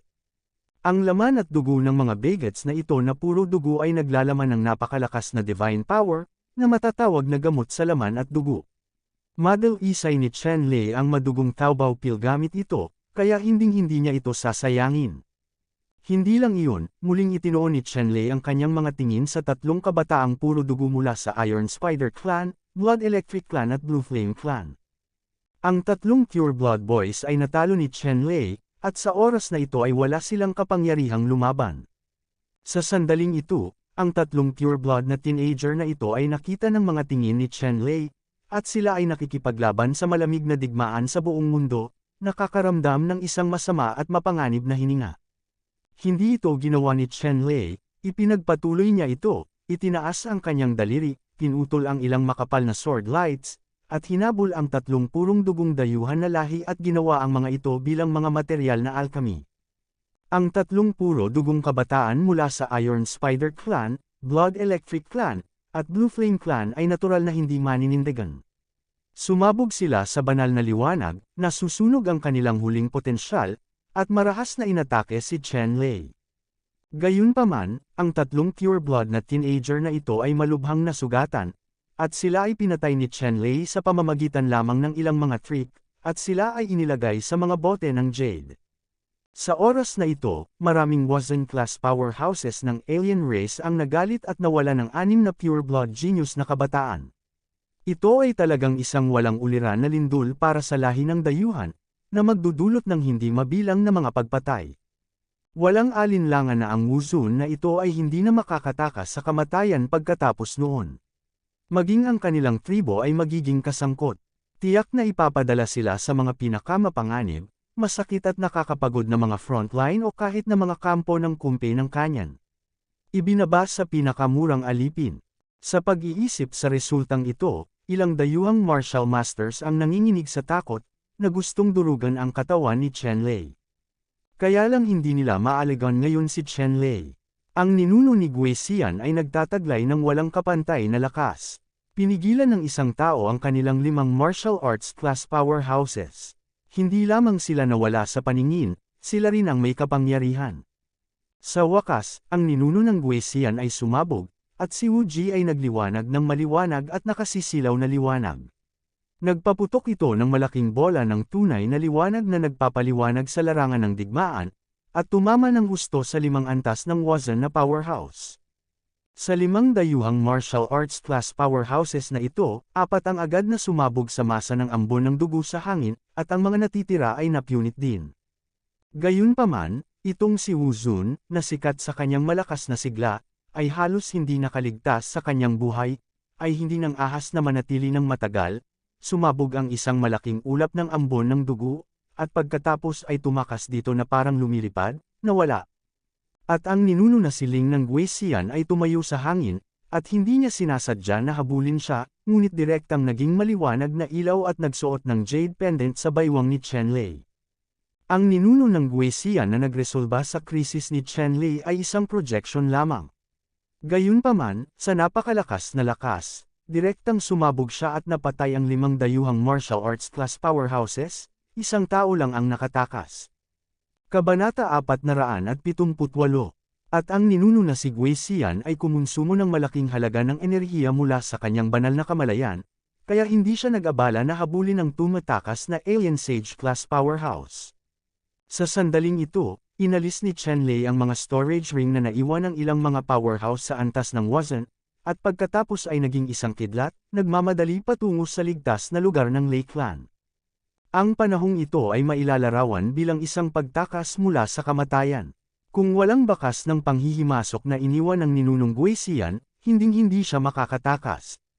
Ngayong umalis na ang lahat ng malalakas na kalaban, ang pinakamahalagang bagay ni Chen Lei ay ang umalis dito sa lalong madaling panahon, kung hindi, isang malaking bilang ng makapangyarihang mga dayuhan ang darating upang habulin at patayin siya sa ilang sandali.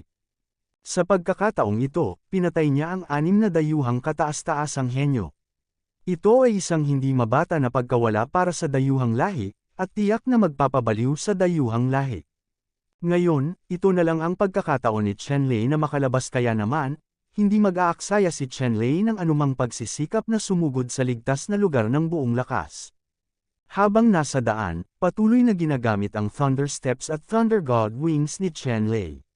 Kapag naubos na ang totoong enerhiya, iinom niya ang Lingyuan liquid para gumaling, nang walang kahit katiting na sakit. Sa daan, nakilala ni Chen Lei ang ilang mga eksperto sa antas ng Wazen mula sa angkan ng Lei na pumunta upang makita siya. Sa proteksyon ng dalubhasa sa antas ng Wazen, si Chen Lei sa wakas ay nakaligtas sandali at nakabalik kay Lei ng maayos. Isang ligtas na sona na itinatag ng pamilya. Sa oras na ito, sa wakas ay nakahinga ng maluwag ang mga elder ng Lei Clan, sa pag-aakalang si Chen Lei ay tiyak na mamamatay, ngunit nang maisip ko na si Chen Lei ay may marka ng interference na iniwan ng Martial Saint level powerhouse, sa wakas ay binalik niya ang krisis, sa kapayapaan. Mula sa tatak na ito ng kaguluhan, makikita rin na ang Martial Saint level powerhouse na ito ay may gusto kay Chen Lei. Dapat mong malaman na ang isang bakas ng distraction brand ay isa ring magandang bagay para sa Marshall Saint level powerhouses. Ang ganitong uri ng malaking pagkonsumo at pinsala. Ang isang bakas ng panghihimasok ay magbabawas sa lakas ng isang powerhouse sa antas ng Marshall Saint ng ika-10, at aabutin ng mga dekada ng pagsusumikap para makabawi. Sa makatuwid, kung hindi isang malapit na kamag-anak, ang isang Wu-Seng level powerhouse ay bihirang magkaroon ng tatak ng distraction. Natural, alam ni Chen Lei ang tungkol dito. Noong una ay inakala niya na ang Jade Pendant na ibinigay ng ninuno ni Gui Xian ay bakas lamang ng espiritual na kaalaman. Sinong mag-aakalang may marka talaga ito ng panghihimasok? Masasabing malaki ang pabor ni Chen Lei sa ninuno na si Gui Xian.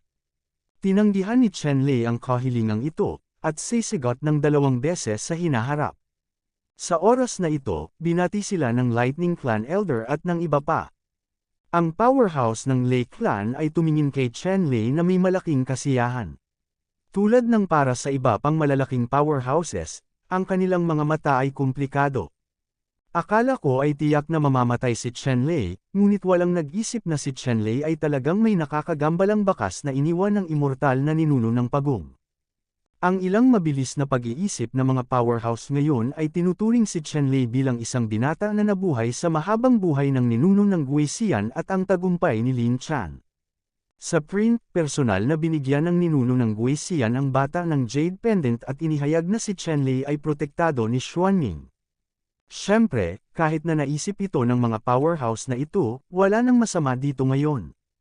Higit pa rito, sa sandaling ito, kahit na ang mga makapangyarihang taong ito ay napupuot kay Chen Lei, lahat sila ay pinigilan ang kanilang mga sarili at hindi nagpakita ng puot, dahil kung tutuusin, si Chen Lei ay pinahahalagahan ng angkan ng Lei at protektado ng walang kamatayang ninuno ng pagong.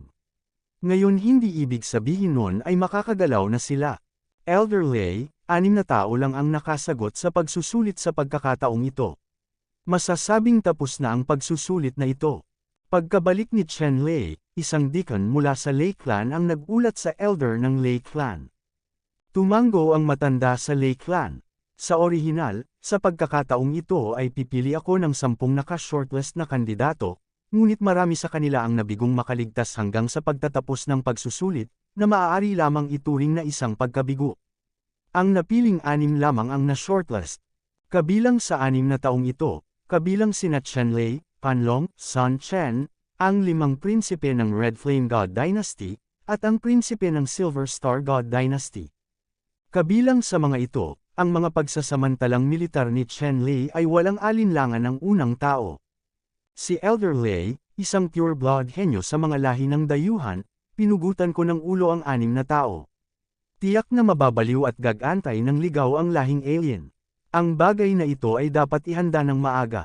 Pagkatapos kalkulahin ang mga merito ng militar, iminungkahi ni Chen Lei kay Elder Lei. Tungkol sa paghihiganti ng lahi ng dayuhan, nang ahas si Chen Lei na igiit na tiyak na gagawin niya ang anuman sa lahat ng bagay, dahil ang pagkawala ng 6 na dalisay na dayuhan na mga henyo ay hindi mabata para sa lahi ng dayuhan. Tumango si Elder Lei at sinabing, naghanda na kami para dito, kaya huwag mag-alala. Tumango si Chen Lei. Binantayan ng Lei Clan ang larangan ng digmaan ng lahi ng dayuhan sa daan-daang libong taon, at dapat kayang harapin ang antas na ito ng paghihiganti mula sa lahi ng dayuhan. Pagkatapos, pinangunahan ng elder ng Lei Clan ang lahat sa teleportation array at bumalik sa mansyon ng pamilya Lei sa Thunder City.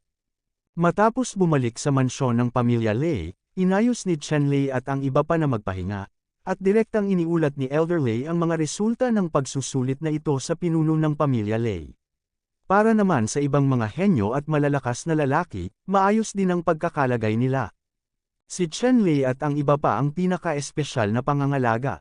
Ang bawat tao ay inilalagay ng paisa-isa sa isang magandang patio. Ang lahat ng uri ng inumin at pagkain ay bukas para sa supply, at lahat ng uri ng mga table tasks para sa pagpapabata ng enerhiya, sigla, at mga pinsala ay ibinibigay din. Ang isang bahagi ay masasabing napakagalang. Ang pinsala ni Chen Lei ay hindi masyadong malubha, ngunit sa pagkakataong ito na nga ang pinakamalaking krisis na kanyang hinarap. Pagkatapos ng laban, pagod na pagod ang kanyang isip. Kaya naman, pagkatapos maligo at magpalit ng damit sa bahay, pagkatapos kumain ng ilang pinggan at uminom, nakatulog siya. Nang magising si Chen Lei, kinaumagahan na. Pagkatapos ng isang gabing pahinga, si Chen Lei ay punong-puno ng lakas, at masasabing gumaan ang loob niya at nakabawi sa kanyang pinakamabuting kalagayan.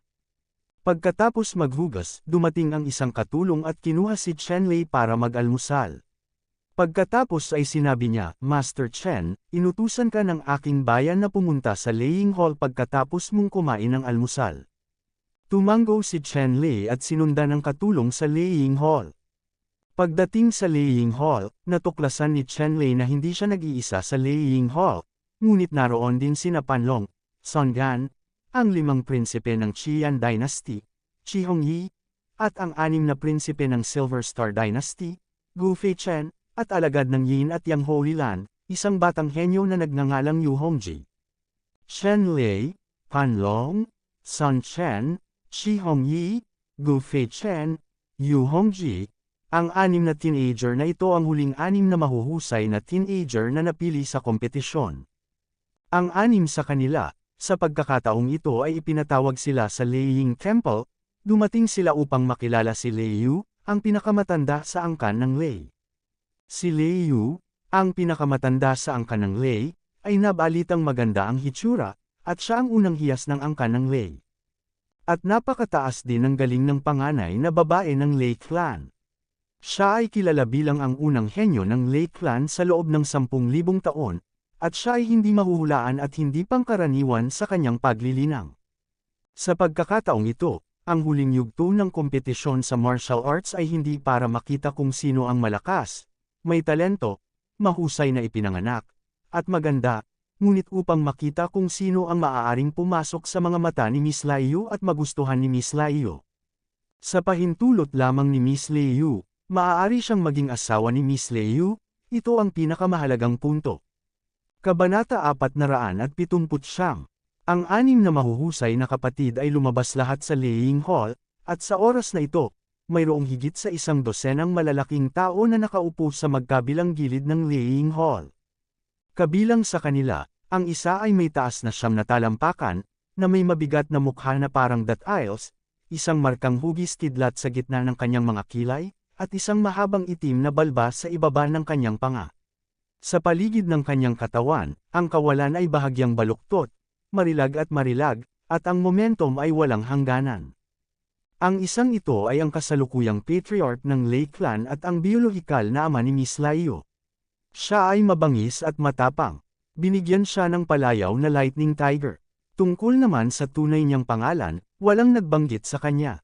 At ang mga nakaupo sa tabi ng Thunder Tiger ay pawang mga nakatatanda at elder ng Lei Clan, lahat sila ay makapangyarihan, at mahinang naglabas ng matinding pamimilit. Bilang karagdagan sa matataas na antas at matatanda ng Lei Clan, mayroon ding makapangyarihang martial arts tulad ng Panwu Holy Land, Yin Yang Holy Land, Universe Holy Land, Red Flame God Dynasty, at Silver Star God Dynasty. Gayunpaman, ang mga powerhouse na ito ay nakaramdam din ng matinding pressure sa harap ng mga elder ng Lei Clan, lalo na ang patriarch ng Lei Clan, at sila ay labis na pinigilan. Sa oras na ito, ang mga mata ng mga taong ito ay nakatuon lahat kay Chen Lei at sa iba pang 6 na batang henyo. Ahem, biglang umubo si Panlong, namutla ang mukha, at nanginginig ang katawan. Pamangkin ko Panlong, ikaw naman, hindi ba importante? Nang makita ang maputlang mukha ni Panlong, malakas na sabi ni Thunder Tiger. Ayos lang, may pakialam si Exile Shibo. Ikanaway ni Panlong ang kanyang kamay at mahinang sinabi. Nalasan siya ng kulay asul na apoy na glaze. Kahit na uminom siya ng antidote na banal na gamot sa banal na lupain ng Panlong, ang mga sintomas lamang ang kanyang malulunasan at hindi ang ugat na sanhi. Halos hindi niya mapigilan ang lason na ito, ngunit hindi niya ito maalis. Kaya naman, ang kasalukuyang Panlong ay masasabing napakahina ng lason ng asul na apoy at sapi ng salamin sa kanyang katawan, at siya ay dumaranas ng matinding sakit sa bawat pagkakataon. Gayunpaman, talagang pambihira ang kalooban ni Panlong, at talagang tiniis nito ang habang buhay na ito ng walang hangganang sakit, na tila isang ordinaryong tao. Tumango si Lei Wo, at sinabing, pamangkin ni Sage Panlong, nalasan ka ng kulay asul na apoy na glaze dahil sumali ka sa pagsubok na itinakda ng aming angkan. Nasa angkan ko ang kasalanan, at tiyak na gagawa ng paraan ang angkan ko para matulungan kang mawala siya. Ang lason na ito, panipi. Pagkatapos, tumingin si Lewo kay Chenlei, at magiliw na sinabi, pamangkin Chenlei siyan, mayroon akong walang humpay na kahilingan. I wonder kung papayag ka dyan. Sinabi ni Chenlei, sabi ng pinuno ng angkan ng Lei, hanggat kaya ni Chenlei, hindi siya maglalakas loob na sumuko. Tumango si Thunder Tiger at sinabing bilang pagsang-ayon, okay, then I will not be polite. Alam ko na hindi ka natatakot sa blue fire glass poison. Hindi ko alam kung may paraan ba dito. Kung gayon, mangyaring gawin ito, upang alisin ang lason ng kulay asul na apoy na glaze mula sa pamangkin ni Panlong, upang maiwasang muling pahirapan ng lason na ito. Panipi. Nahulaan na ni Chenlei ang intensyon ni Thunder Tiger. Sa oras na ito, nang makita niyang dinala ito ni Thunder Tiger, tumango siya at sinabing, huwag kang magtago sa senior, may paraan si junior para alisin ang lason ng asul na apoy at kulay na glaze. Dahil ang senior ay nag-utos, kung gayon, ang mga junior ay kailangang magtrabaho sa kanilang sarili. Panipi. Upang matulungan si Panlong, walang pagtutol si Chenlei. Bukod dito, si Thunder Tiger ang nagkusa na magsalita. Siya ay likas na hindi masyadong mapagkunwari, at pumayag siya ng walang anumang kondisyon. Pagkatapos nito, binaliktad ni Chenlei ang kanyang kamay at nagdagdag ng purong Sun Ice Heart Peel sa kanyang kamay, at pagkatapos ay sinabing, ang tabletang ito ay tinatawag na Pure Sun Ice Heart Peel, na maaaring mag-alis ng asul na apoy na lason sa salamin. Pagkatapos nito, direktang itinapon ni Chenlei ang Pure Yang Bingzin Peel kay Panlong. Uminom si Panlong ng tableta, tumingin kay Chenlei, nagpakita ng pasasalamat, at direktang inilagay ang tableta sa kanyang bibig. Sa bakana ng tableta, nabigla ang katawan ni Panlong. Pagkatapos, nagkaroon ng dagandong sa kanyang katawan, ang mga asul na ugat ay sumabog, at ang mga tipak ng cyan na apoy ay lumitaw sa balat, na kumakalat palabas.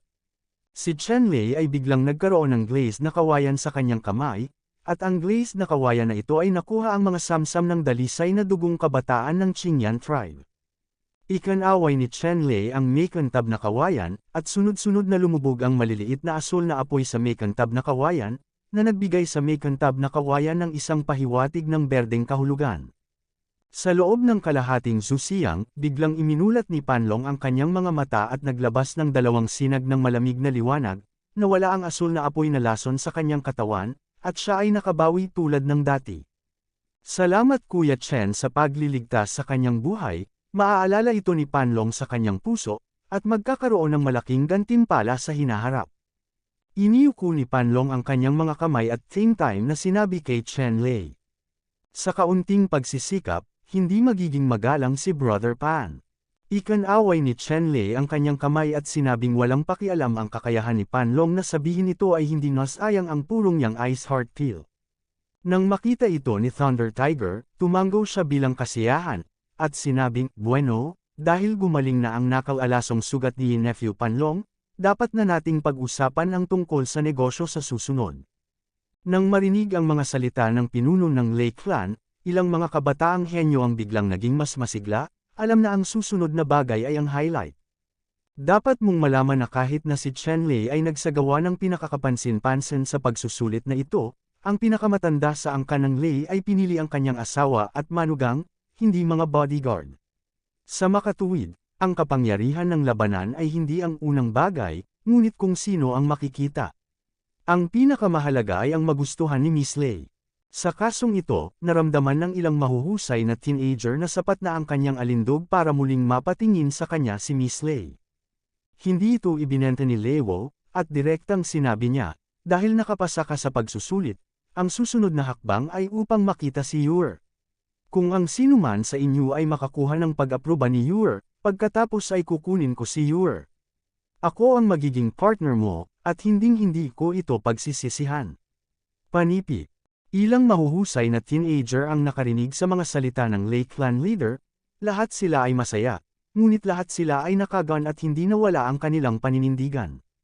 Tiningnan ni Lewo ang sigasig ng ilang mga teenager at tumango. Sobrang nasiyahan siya sa 6 na taong ito. Kahit sino pa ang piliin ni Yar, walang magkakamali. Tanungin mo miss. Pagkatapos magbigay ng paliwanag ni Thunder Tiger, nagutos ito sa isang kasambahay. Umihip ang hangin sa paanan ng dalaga, at lumipad siya palabas ng bulwagan, at pumunta upang imbitahan si Miss Lay Clan. Pagkaraan ng ilang sandali, isang halimuyak ang dumating, at sinamahan ng dalaga ang napakagandang dilag sa bulwagan. Ang nakamamanghang kagandahang ito, ang kanyang balat ay parang mataba, ang kanyang mga kilay ay parang mga daisy sa malayo, ang kanyang buhok ay itim at malambot, siya ay may maliit na mukha na parang itlog ng gansa, siya ay kasing liwanag ng buwan, marangal at maganda, siya ay maganda, at maganda. Ang halimuyak ay nagmula sa katawan ng nakamamanghang kagandahang ito. Ang halimuyak na ito, sariwa at kapansin-pansin, ay hindi isang pulbos na halimuyak, ngunit isang natural na pabango ng katawan ng babae, na nakakapreskong. Ang utak ay nabighani dito. Ang nakamamanghang kagandahang ito ay natural na ang pinakamatandang Lei. Narinig lamang ng lahat ng mga teenager na ang panganay na babae ng Lay Clan ay may kaakit-akit na anyo, mukha ng buwan at mahiyain, at siya ay kasing haral ng isang engkanto sa langit, ngunit hindi pa niya ito nakita. Nang makita ko siya ngayon, ang babae ay 100 beses na mas maganda kaysa sa balibalita. Sa sandaling iyon, tumirik ang mga mata ng ilang mga kabataang talento, at ang kanilang mga mata ay bumagsak sa 9 na araw na parang diwata, at hindi na makagalaw. Kabanata 480. Nang makita ni Chen Lei ang panganay na babae ng Lay Clan, nagulat din siya. Totoong napakaganda ng ganitong babae, masasabing perpekto at kaakit-akit sa mundo. Ang panganay na babae ng Lay Clan ay lumakad sa karamihan, sumaludo muna sa kanyang ama, pagkatapos ay naglakad siya sa harap ng ilang mahuhusay na teenager dala ang kanyang mapagbigay na pera. Ang mga mahuhusay na teenager na ito ay naramdaman lamang na may sariwang amoy ng hangin sa paligid ng kanilang mga ilong, at ang magandang figure sa kanilang harapan ay umindayog, na may pakiramdam ng walang hangganang pagmamahalan, lahat sila ay nabighani at nabighani. Ang mga batang henyo na ito ay lahat ay itinuturing na pambihira, ngunit sa harap ng pinakamataas na alindog ng panganay na babae ng Lay Clan, lahat sila ay mas mababa. Si Lei Yu, ang pinakamatandang babae ng angkan ng Lay, ay may isang pares ng magagandang mata, malinaw at transparent, tulad ng malinaw na tubig sa bukal na may ilalim, ngunit malalim at kaakit-akit, na nagbibigay sa mga tao ng pakiramdam ng magkakapatong na misteryo at contradiction. Dahan-daang naglakad si Ms. Lay sa harap ng ilang teenager na henyo nang lumakad siya sa harap ni Chen Lei, bigla siyang nanginig at hindi na maigalaw ang kanyang mga hakbang. Tinitigan niya si Chen Lei, hindi kumikibo. Nang makita ang eksenang ito, umiyak din ang ilan pang kabataang henyo. Masasabi bang 9 love si Miss Lay Yu kay Chen Lei? Noong una, may mga ilusyon pa rin ang ilang mahuhusay na teenager, ngunit sa kasamaang palad ay tuluyan ng nawasak ang kanilang mga ilusyon. Nakita kong iniunat talaga ni Miss Layo ang kanyang slender jade na kamay at direktang hinawakan ang palad ni Chen Lei. Biglang naramdaman ni Chen Lei ang isang uri ng enerhiya ng kulog at kidlat mula sa katawan ni Miss Thunderstorm, at ang ganitong uri ng enerhiya ng kulog at kidlat ay napakabanayad at nagpapaginhawa sa mga tao.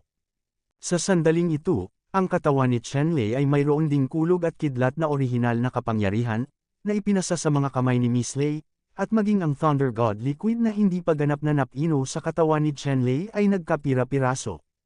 Katawan ng bagyo. Biglang naintindihan ni Chen Lei na si Miss Thunder talaga ang pangangatawan ng Thunder Eucharist. Kung hindi, paano ito makakatunog sa kanyang pangangatawan? Kaya lang, ngayon, ang katawan ni Chen Lei ay naging innate Thunder Spirit Eucharist. Mas mataas din ang pangangatawan na ito sa Thunder Eucharist physique ni Miss Lei. Sa makatuwid, sa sandaling makita ni Miss Lei si Chen Lei, gumawa siya ng isang uri ng espiritual na resonance, at natural na tumigil. Hindi na kailangang sabihin, ang pangarap na biyenang pinili ng pamilya ni Miss Lei ay natural na si Chen Lei. Ang ibang mga batang henyo, bagaman nagseselos, ay walang magawa. Hindi sa kanila ang desisyon ni Miss Lei. Ha. Nang makita ito ni Thunder Tiger, natawa siya. Ito ang resulta ng personal na pagpili ng kanyang anak na babae. Ang Thunder Tiger ay natural na nasisiyahan sa resultang ito. Ngayon, tuwang-tuwa ang aking Lay Clan, at ang buong mundo ay nagdiriwang. Nagpatuloy ang order, at nagkaroon ng libreng inumin ang buong Thunder City sa loob ng 3 araw. Ang aking Lei clan ay naglilingkod sa mga bisita. Sa sandaling ito, hindi masasabi ang masayang damdamin ng punong tribo ng Lei. Nang makita ito ng ibang mga kabataang henyo, alam nila na ang wakas ay nakatakda na, at walang paraan. Ang ilan sa inyo, bagamat hindi kayo ang pinili ng batang babae, talagang pagod kayo at binayaran ng malaki sa daan. Nagpasya ang may-ari ng pamilya na bayaran ka. Iniisip ko kung papayag ka bang tanggapin ito. Panipi. Hindi pinansin ng patriarch ng Lei clan ang iba pang mga batang henyo sa pagpili kay Chen Lei. Ang mga batang henyo na ito ay lalago sa hinaharap at magiging mainstay ng iba't ibang lahi.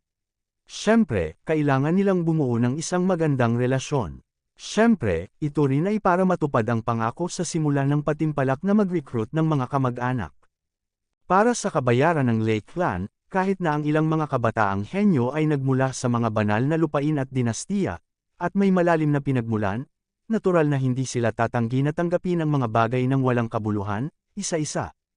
Nang makitang sumang-ayon ang lahat, tumawa si Thunder Tiger at nagsabi, "Bueno," dahil sumasang-ayon ang lahat, pagkatapos ay ibinalita ng patriarka na bukas, ang lihim na kaharian ng Thunder Clan ay mabubuksan, at maaari kang pumasok dito.